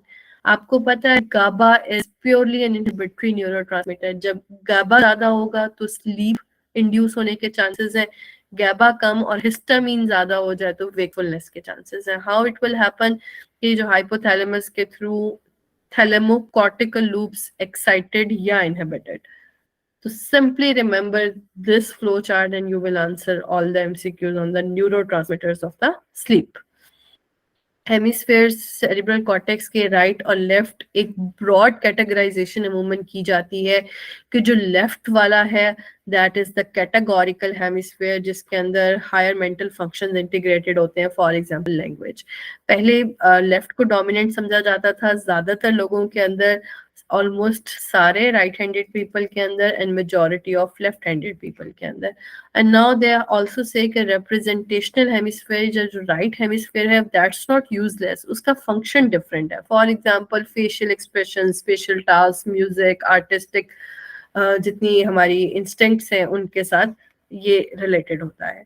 लैंग्वेज क्विकली ओवरव्यू करती हूँ, ज्यादा आप न्यूरोएनाटमी में देख चुके हुए हैं। Language areas, Broca's area is the motor speech area. आपने कुछ बोलना है, कॉम्प्रिहेंशन के बगैर सिर्फ वर्ड फॉर्मेशन, मोटर एक्टिविटी, ये मोटर कॉर्टेक्स के साथ आप देख सकते हैं, प्री मोटर कॉर्टेक्स के साथ इसका रिलेशन कहाँ मौजूद है, पोस्टीरियर लैटरल प्रीफ्रंटल कॉर्टेक्स या प्री मोटर एरिया के साथ। This is motor speech area, इसको ब्रोकाज एरिया कहते हैं। इन कंपैरिजन कॉम्प्रिहेंशन, क्या बोलना है, that is occurring at the level of Wernicke's area. ये कहाँ मौजूद है, ये आप देख सकते हैं सुपीरियर टेम्पोरल गाइरस के पोस्टीरियर पोर्शन के अंदर मौजूद है। ये सेंसरी स्पीच एरिया है और ये मोटर स्पीच एरिया। अगर ब्रोकास के लेवल पे लेजन होगा तो वर्ड फॉर्मेशन इंपेयर हो जाएगी and comprehension will be left intact. अगर वर्निक्स एरिया के ऊपर डैमेज होगा तो सेंसरी एफेजिया होगा, जिसमें कॉम्प्रिहेंशन ऑफ लैंग्वेज नहीं होगी लेकिन वर्ड फॉर्मेशन इंटैक्ट होगी। The speech will be fluent but meaningless. इसके अलावा इम्पॉर्टेंट है angular gyrus and arcuate fasciculus. Angular gyrus क्या करता है, okay let me show you. ठीक, एंगुलर गायरस जो है that maintains the communication between the visual cortex and the Wernicke's area. अगर एंगुलर गायरस के लेवल के ऊपर लेजन हो जाएगा तो जो आप कोई चीज देख के पढ़ना चाहते हैं तो वो कम्युनिकेशन लॉस हो गया। You are looking at it but you are unable to comprehend क्या लिखा हुआ है, बिकॉज मैसेज ने जिसने एंगुलर गायरस से गुजर के पहुंचना तो वर्निक्स एरिया तक वो नहीं पहुंच पा रहा। Another communication between the Wernicke's and the Broca's area, इन दोनों के दरमियान में जो कम्युनिकेशन है that is possible because of arcuate fasciculus. अगर इसके लेवल के ऊपर लेजन हो जाएगा तो फिर वर्निक्स एरिया भी काम ठीक कर रहा है, ब्रोकाज एरिया भी काम ठीक कर रहा है, लेकिन कॉम्प्रिहेंशन के बाद ब्रोकाज एरिया तक मैसेज नहीं पहुंच पाएगा और इसको फिर कंडक्शन एफेजिया कहा जाता है। तो नॉन फ्लुएंट या फिर मोटर एफेजिया, फ्लुएंट या sensory aphasia and conduction aphasia, 3 major types of aphasias. बाकी डिटेल आप लोग ऑफ कोर्स एनाटॉमी में देख चुके हुए हैं। तो लेट्स मूव ऑन। एक और टाइप भी है जैसा कि ग्लोबल एफेजिया, इसके अंदर ब्रोकाज, वर्निक्स और आर्कुएट फेसिकुलस सारा एक बहुत बड़ा एरिया इस्कीमिक हो जाता है, तो कॉम्प्रिहेंशन भी लॉस हो जाती है और वर्ड फॉर्मेशन भी लॉस हो जाती है। Alexia is difficulty to read, agraphia is difficulty to write, anomic aphasia specifically कि naming of the objects is lost. That's a quick overview of language. Memory के ऊपर जाए, अगेन इसके ऊपर कुछ क्वेश्चंस हैं जो बार बार पूछे जाते हैं। मेमोरी स्टोर कहाँ पे होती है, short term memory, long term memory, reflexive memory. तो this is a summary chart in front of you. Memory को अगर डिवाइड किया जाए तो डिफरेंट तरह की क्लासिफिकेशंस हैं। एक तो टाइम इंटरवल की बेस के ऊपर कि कुछ मिनट्स के लिए, सेकंड्स के लिए से लेके कुछ मिनट्स तक या वीक्स एंड मंथ्स तक के लिए, उसकी बेस पे short, intermediate, long term memory. जो सिर्फ हम जो काम कर रहे हैं उसकी जो मेमोरी उस वक्त for few seconds, 10 to 20 seconds जो होती है, that is our working memory and that is processed in the pre frontal cortex. ये एमसीक्यूज में पूछा जाता है। इसके अलावा मेमोरी को उसकी करेक्टरिस्टिक्स की बेस पे अगर डिवाइड करें तो जो कॉन्शियस मेमोरी हमारी फैक्चुअल मेमोरी होती है उसको डेक्लेरेटिव या एक्सप्लिसिट मेमोरी कहा जाता है। इन कंपैरिजन जो अनकॉन्शियस मेमोरी है उसको इम्प्लिसिट या नॉन डेक्लेरेटिव मेमोरी कहा जाता है। डेक्लेरेटिव मेमोरी पे फर्दर फिर दो तरह की है, इवेंट्स की मेमोरी और फैक्ट्स की मेमोरी, और इसी तरह नॉन डेक्लेरेटिव की बहुत सारी टाइप्स है आपके सामने। सारी अगर याद करना मुश्किल लगती हैं तो I have highlighted 3 of these जो आपके पास पेपर्स में मुख्तलिफ तरह से पूछी गई हैं। तो जो फैक्चुअल मेमोरी स्टोरेज के लिए remember the temporal cortex, episodic declarative memory storage के लिए do remember hippocampus, very important. इसी तरह नॉन डेक्लेरेटिव मेमोरी के अंदर कंडीशनिंग जहां इमोशंस आ जाएंगे वहां पे एमिगडाला को, और रिफ्लेक्सिव लर्निंग जहां पर आ जाएगी वहां पे सेरिबेलम को याद कर लीजिए। मेमोरी को जो शॉर्ट टर्म और लॉन्ग टर्म मेमोरी है उसके स्टोरेज मैकेनिज्म्स अगर पूछे जाएं तो many many many past papers MCQs, short term memory is based upon mere synaptic modulation, और लॉन्ग टर्म मेमोरी बनाने के लिए एनकोडिंग के लिए we need structural changes at the level of synapse। structural changes क्या हो सकती हैं? For example number of receptors बढ़ गए, डेंड्राइटिक आर्बराइजेशंस बढ़ गई, साइनेप्टिक कम्युनिकेशंस मॉड्यूलेट हो गए, कहीं कम कहीं ज्यादा हो गए, number of neurotransmitter vesicles release बढ़ गया, इंक्रीज नंबर ऑफ रिसेप्टर्स हो गए। तो स्ट्रक्चरल प्रोटीन ट्रांसक्रिप्शन और ट्रांसलेशन इन्वॉल्व होगी इसके अंदर। जबकि शॉर्ट टर्म मेमोरी के लिए जो है वो सिर्फ साइनेप्टिक मॉड्यूलेशन भी काफी है। फॉर एग्जांपल आपके सामने ये जो ये वाली डायग्राम है, इसमें ये प्री साइनेप्टिक और पोस्ट साइनेप्टिक टर्मिनल है। एक ही काम अगर हम बार बार करते चले जा रहे हैं and there is no third terminal, ये फैसिलिटेटेड टर्मिनल अगर नहीं है तो कुछ देर के लिए तो आपको वो बात याद रहेगी and then it will fade out of your memory. मैं इसको कहते हैं हैबिचुएशन। अगर हमने किसी चीज को फैसिलिटेट करके उसको अपनी मेमोरी का पार्ट बनाना है तो this is an example of one type of mechanism जिसमें प्री सिनेप्टिक टर्मिनल के ऊपर एक और न्यूरोनल टर्मिनल है जिसको फैसिलिटेटर टर्मिनल कहा जा रहा है, जो कि सेरोटोनिन रिलीज कर रहा है। फॉर एग्जांपल अगर किसी इवेंट के साथ आपकी इमोशनल मेमोरी अटैच हो जाए, फॉर एग्जांपल मुझे याद है कि मैं जब अपना मैट्रिक का बायोलॉजी का पेपर देने गई थी तो रास्ते में जो है मुझे कांटा चुभ गया था और बहुत चोट लगी थी और मुझे वो निकलवाना पड़ा था। That's a painful memory. तो उस नॉक्शियस स्टिमुलस की वजह से फैसिलिटेटर टर्मिनल ने सेरोटोनिन रिलीज किया और वो दैट बिकेम फैसिलिटेटेड। अगर ये ना हो फैसिलिटेटर टर्मिनल तो कुछ देर के बाद ही मेमोरी फेड आउट हो जाएगी। उसके अलावा भी बहुत सारे मैकेनिज्म्स हैं पोटेंशिएशन और हैबिचुएशन के। Let's go into the details of that. So that's all about memory. Quickly going through, बाकी आप पैथोलॉजी में देखेंगे। Alzheimer's disease is a disorder जिसके अंदर डिमेंशिया हो जाता है। हिस्टोलॉजिकली अगर देखा जाए तो कुछ फीचर्स आपको इनसाइड न्यूरॉन्स और कुछ आउटसाइड न्यूरॉन्स में मिलेंगे। इंट्रासेलुलरली अगर देखा जाए तो अगेन कुछ आप रिकॉल फैक्ट्स हैं। न्यूरोफिब्रिली टैंगल्स जिसके अंदर टॉप प्रोटीन्स प्रोमिनेंट हैं। एक्स्ट्रा सेलुलरली देखें तो ये अमोइलाइड बीटा प्लैक्स मिलते हैं। I am quickly reviewing these things ताकि ज्यादा से ज्यादा कंटेंट कवर हो सके। Moving on towards CSF. CSF में भी आप वेंट्रिकल्स की डिटेल अपनी न्यूरोएनाटमी में देख चुके हैं। Let's focus on the physiological aspects. Cerebrospinal fluid. Cerebrospinal fluid जो है that is kept separated from the brain interstitium and blood. कैसे? Because of this blood brain barrier. क्या क्या इसके अंदर लेयर्स के अंदर आ जाता है? जो कैपिलरी एंडोथेलियल सेल्स होते हैं, number 1, they have tight junctions in between them।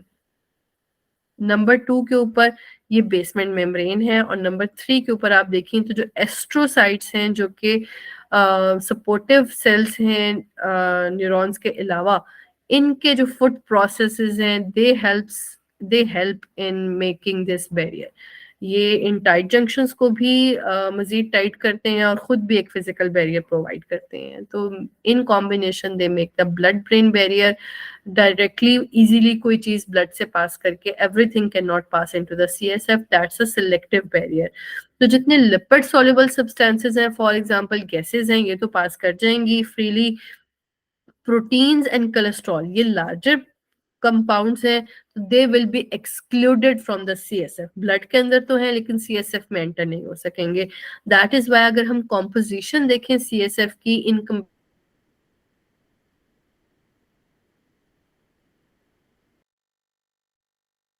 comparison to the blood, तो you will find differences. सारे याद करना अगर आपको मुश्किल लगता है तो focus on कि सोडियम और है कोलेस्ट्रॉल और प्रोटीन्स एंड ग्लूकोज. बड़े पार्टिकल्स हैं can not enter, and there are a few things जो सीएसएफ में ब्लड से भी ज्यादा है. सर्कमवेंट्रिकुलर ऑर्गन्स क्या है? ये वो एरियाज हैं सीएनएस के जहां पे ब्लड ब्रेन बैरियर नहीं होता, और दैट प्रोवाइड्स अ पैसेज के ब्लड से डायरेक्टली मैसेज पहुंच सके टू द ब्रेन. ये 4 तरह के एरियाज हैं आपके सामने और सबकी अपनी अपनी सिग्निफिकेंस है. फॉर एग्जांपल एरिया पोस्ट्रीमा जो है वो कीमो रिसेप्टर ट्रिगर जोन है, helps in initiating vomiting. For example chemotherapy के रिस्पॉन्स में ऑर्गेनम वस्कुलोजम और सब फॉर्निकल ऑर्गन जो है ये इंक्रीज ऑस्मोलैरिटी ऑफ ब्लड को रिस्पॉन्ड करते हैं ताकि वाटर इनटेक ज्यादा हो सके. और जो ये मीडियन एमिनेंस है, ये लेप्टिन जो एडिपोसाइटोकाइन है आता है और सेटाइटी सिग्नल है, एपेटाइट को कंट्रोल करने में हेल्प करता है. सेरिब्रोस्पाइनल फ्लूइड का अगर पैसेज देखा जाए तो it is majorly secreted from the ventricles, और सबसे ज्यादा लैटरल वेंट्रिकल्स है. तो लैटरल वेंट्रिकल से सिक्रेट होके it goes to the third ventricle via this foramen of Monro. Third ventricle से फिर एक्विडक्ट ऑफ सिल्वियस से होते हुए फोर्थ वेंट्रिकल में पहुंचता है और वहां से it gets drain into the subarachnoid space. Drainage के लिए यहाँ पे इसके 2 लेटरल फोरामिना है ऑफ लुश्का और एक central foramen of Magendie. Subarachnoid space में पहुंच गया तो अब ये it's not going to stay there forever, वहां से ये अरेक्नॉइडल विलाय में जाएगा और एब्जॉर्ब हो जाएगा into the venous blood superior sagittal sinus में मेजरली. अगर सीएसएफ का प्रेशर राइज कर जाए तो इस कंडीशन को हाइड्रोसेफेलस कहते हैं.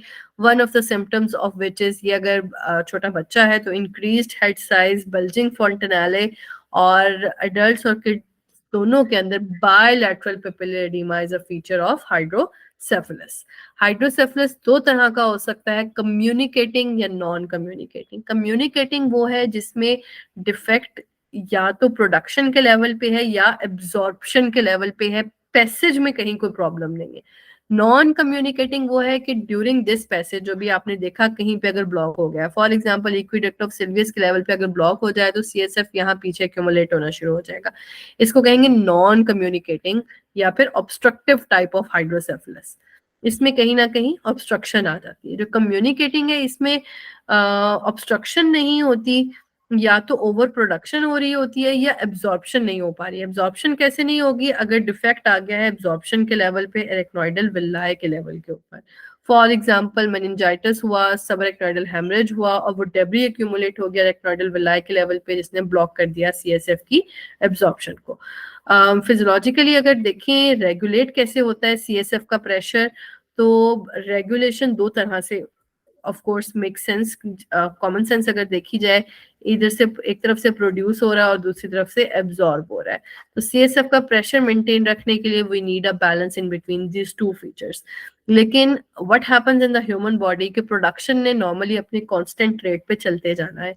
what is maintaining the CSF pressure is absorption, as you can see in this graph के formation constant है irrespective के CSF pressure कितना है. CSF pressure को maintain करने के लिए absorption कम या ज़्यादा होती है और pressure stays within the normal limit. Okay, that's all about CSF. अब हम आ जाते हैं एपिलेप्सी के ऊपर. एपिलेप्सी क्या है? इट्स एक्सेसिव न्यूरोनल डिस्चार्ज जो अनकंट्रोल्ड हो गया है. 2 तरह के मेजरली सीरियस में डिवाइडेड होता है, फोकल या पार्शियल सीरियस या जनरलाइज सीरियस. किस स्पेस पे इनको फोकल या जनरलाइज्ड कहते हैं? अगर किसी एक एरिया ऑफ सेरिब्रल हेमिस्फीयर में है या दोनों सेरिब्रल हेमिस्फीयर्स के बहुत बड़े एरिया को इन्वॉल्व कर लिया है तो उनको जनरलाइज्ड कह देंगे. जो जनरलाइज सीजर्स हैं वो फिर 2 तरह के हैं, ग्रैंड माल सीजर्स या फिर पैट्रिक माल सीजर्स. एक की स्पेस पे इनको डिवाइड किया जाता है ग्रैंड माल और पैट्रिक माल सीजर्स के अंदर. That is over here. अच्छा, जो ग्रैंड माल सीजर्स हैं उनको टॉनिक क्लॉनिक सीजर्स भी कहा जाता है. इसमें वो टिपिकल मैनिफेस्टेशन आती है, increase tone and then jerkiness, then increase tone and jerkiness. इनको ग्रैंड माल सीजर्स कहते हैं.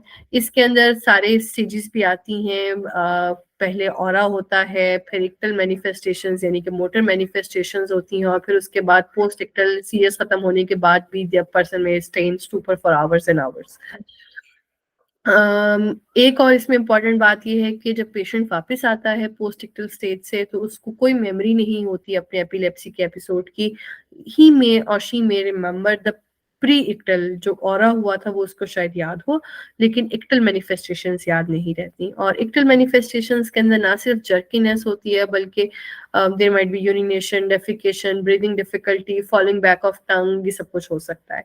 इन कंपैरिजन जो पेटेट मॉल सीयर्स हैं, that's the old name, absent seizures भी कहते हैं इनको, इसमें there is brief period of unconsciousness, और कोई छोटी सी मोटर एक्टिविटी, बहुत फुल बॉडी जर्कीनेस के अलावा बजाय there are twist like motor activity, head region, shoulder, eyes की, and then there is rapid return of consciousness. EEG अगर देखी जाए तो ग्रैंड माल सीयर के अंदर बहुत हाई फ्रीक्वेंसी आप देख सकते हैं, हाई एम्पलीट्यूड इरेगुलर सी वेव नजर आ रही हैं, जबकि एब्सेंट सीयर्स के अंदर there is a pattern, there is a spike and dome pattern characteristically seen in the absent या फिर पेटेट मॉल सीजर्स। कुछ एमसीक्यूज अगर आप रिव्यू करना चाहें, shivering on exposure to cold result from rhythmic contraction and relaxation, sympathetic vasoconstriction का shivering से तो ताल्लुक नहीं है, evaporation में वैसे भी heat में होगी। Non-rapid eye movement sleep is commonly associated with frequent increased blood pressure, night terrors के साथ related अभी हमने देखा था। Rapid eye movement sleep के अंदर नाइट टेरर्स नहीं होते, ड्रीम्स होते हैं। Non rapid eye movement sleep is associated with deep sleep है, that is associated with bed wetting. ये हो गई आपकी की। Last topic for today, the limbic system. एक बिजी सी स्लाइड है आपके सामने, बहुत सारे ये सारे लिम्बिक कॉर्टेक्स के जो हैं कंपोनेंट्स हैं, इनमें से कुछ के इम्पॉर्टेंट एक एक फंक्शन अभी हम देखने वाले हैं। हेडक्वार्टर अगर लिम्बिक सिस्टम का कहा जाए तो दैट इज हाइपोथैलेमस, जो कंट्रोल करता है। एमिगडाला को विंडो भी कहते हैं ऑफ ब्रेन, क्योंकि इसके थ्रू वो लुक आउटसाइड अपने आप को एनवायरनमेंट में जज करते हैं। हाइपोथैलेमस न्यूरोनेटमी, कप्लान न्यूरोनेटमी की पिक्चर है, बहुत सारे न्यूक्लियाई सारे आपने याद करने हैं, इंटीरियर से सिंपैथेटिक, पोस्टीरियर से पैरासिम्पैथेटिक, टेम्परेचर हॉट और कोल्ड को कैसे रिस्पॉन्ड होता है। इसके वेजिटेटिव फंक्शंस भी हैं, बिहेवियरल फंक्शंस भी हैं। Let's have a quick summary of this. Lateral ventromedial areas factual knowledge है, आपने खुद ही याद करना है, तो I am not spending time on this, late me show you this important one. Hippocampus, hippocampus का रोल अगर लिम्बिक सिस्टम के अंदर हम एन्यूमरेट करें, बहुत सारे रोल्स हैं, जो मोस्ट इंपॉर्टेंट वन आपके एमसीक्यू पॉइंट ऑफ व्यू से लर्निंग और मेमोरी में इसका रोल है। अगर हिप्पोकैम्पस का लीजन हमने कहा था कि डिक्लेरेटिव और एपिसोडिक मेमोरी के साथ इन्वॉल्व है, अगर इसका लीजन होगा तो ऑफ कोर्स डिमेंशिया होगा। किस टाइप का डिमेंशिया होगा? एंटीरोग्रेड एमनीजिया होगा। एंटीरोग्रेड एमनीजिया का मतलब ये है कि पुरानी सारी मेमोरीज अपनी जगह रहेंगी, but the patient will be unable to form new memories, anterograde amnesia. इसके मुकाबले में रिट्रोग्रेड एमनीजिया में क्या होता है कि न्यू मेमोरीज बनती रहती हैं, पुरानी सारी लॉस हो जाती हैं, and that may happen by region to various areas. One of the reasons is thalamic region. Hippocampus learning और memory के अलावा it's also a part of olfactory cortex, and it helps in translating short-term memory into long-term memory. Amygdala को अगर देखा जाए तो इसके भी डुअल रोल्स हैं। जो इसके कॉर्टिकोमीडियल पोर्शन है, again it's a part of olfactory tract, जैसे हिप्पोकैम्पस भी इन्वॉल्व है। जो बेसोलेटरल न्यूक्लिया है, ये न्यूरल फंक्शन है, बिहेवियरल एक्टिविटीज के साथ इन्वॉल्व है।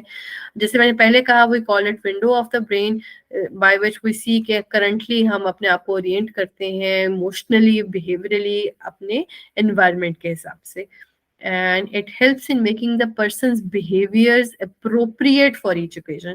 तो अगर amygdala का lesion हो जाता है तो there happens a syndrome called Kluver-Bucy syndrome, जिसमें behavior inappropriate हो जाएगा।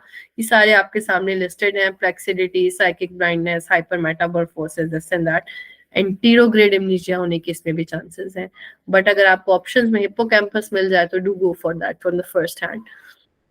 Lastly protection and nourishment function of the brain, neurons के अलावा भी यहाँ पे आपको कुछ सेल्स नजर आ रहे हैं। एक एक फंक्शन अगर आप इनका याद करना चाहें, ओलिगोडेंड्रोसाइट्स माइलिनेशन करवाते हैं, एपेंडाइमल सेल्स सीएसएफ प्रोडक्शन कराते हैं, these line the ventricles inside of the ventricles, microglia का इम्यून फंक्शन होता है, astrocytes fibrous and protoplasmic astrocytes, हमने ब्लड ब्रेन बैरियर में इसका रोल देखा था। Other role of it is providing nourishment to the neurons.